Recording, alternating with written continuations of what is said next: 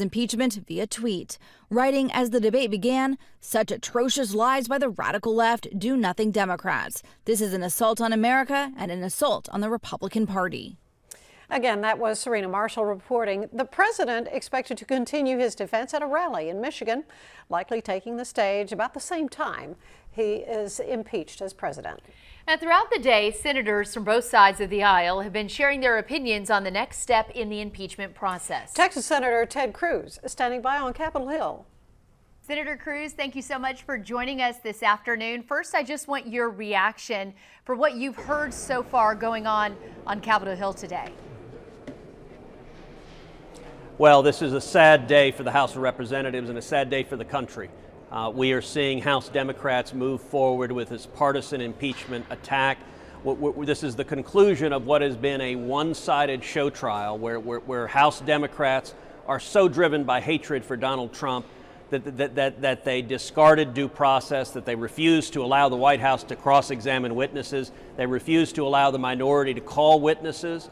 And this is the first time in history now that any president in the history of our country has been impeached without an allegation in the articles of criminal conduct. And indeed, the position of House Democrats is that they don't need to prove any crime was committed, any federal law was violated, that they can impeach the president for what are in essence political and policy disagreements. That's wrong and it's inconsistent with the Constitution. The Constitution sets a standard for impeachment that requires treason, bribery, or high crimes and misdemeanors. And the House vote, I assume, is going to go forward, but then it's going to come to the Senate. And the Senate, I'm confident, is going to be a forum where we're going to respect fairness. We're going to respect due process. We'll have a fair trial, likely commencing in early January. We'll allow both sides to present their cases. That means the House managers will present their case, but the president's going to be given an opportunity to defend himself as well. And then the Senate's going to follow the law. And following the law means that these articles of impeachment are going to be rejected because the House hasn't met the constitutional standard for high crimes and misdemeanors. Thank you, Senator Cruz. We are tracking developing news out of McLennan County right now. 2 aggravated robbery suspects were arrested after they led police on a high-speed chase across McLennan County. Officers attempted to pull over a man and a woman who are suspects in multiple felony cases. The car got on the interstate, reached speeds of up to 100 miles an hour. That vehicle later wrecked out on Highway 84 in the area of McGregor Executive Airport. Donald Ray Owen was arrested for felony evading and harboring a fugitive. Sabrina Brown was arrested on an out-of-state felony warrant.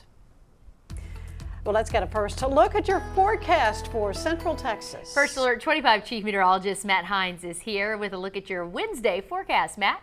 Well, it has been really nice out there. We have clear conditions across Central Texas right now. Radar has had a break for quite some time. However, as we head into Friday and Saturday, I have changed the forecast a little bit there, so you're going to want to stay tuned on that. But high temperatures today made it into the 50s, even some low 60s. Waco, you made it to 60 degrees, same for Bryan College Station, but in the 50s for Bell County at 59 in Temple and 57 in Killeen. Currently, we're all into the 50s, and we will continue to see those temperatures drop as we head through the overnight hours tonight. Winds are light across the region, so with light winds, clear skies, dry air, we're going to do the same thing that we did last night. We're going to drop like a rock. So your hour-by-hour forecast showing temperatures falling through the 40s into the 30s as we head toward 10 o'clock, probably hitting freezing around 10 or shortly thereafter as we head toward midnight. So get ready for another pretty hard freeze across Central Texas tonight. But we warm up above freezing. That's good news, but the rain chances have increased Friday and now Saturday. We'll look at that together coming up. Austin police say there are no persons of interest in the case of a missing mother and her infant daughter. The woman and her baby were reported missing nearly a week ago. 25 Investigates reporter Joe Gum has more. What we want is we want our babies back home. It has been a painful week for the Broussard family as they wait for any news about their missing daughter and granddaughter. Whoever took Heidi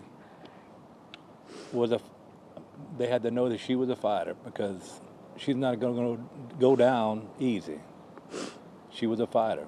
33-year-old Heidi Broussard and 3-week-old Margot Carey haven't been seen or heard from since Thursday, December 12th. Police believe the mother of 2 returned to her apartment complex after dropping off her son at school. What happened after that is still a mystery. We know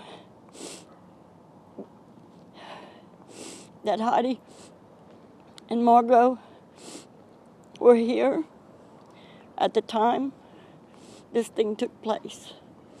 And we have been in touch with many of the authorities, and they have been doing a very good job. Shane Carey, Heidi's boyfriend, is the one who called her parents. He says he returned home from work around 2 p.m. that day. Heidi and the baby weren't home, but her belongings and car were still there. Shane says after the school told him Heidi didn't pick up their son, Silas, he called police.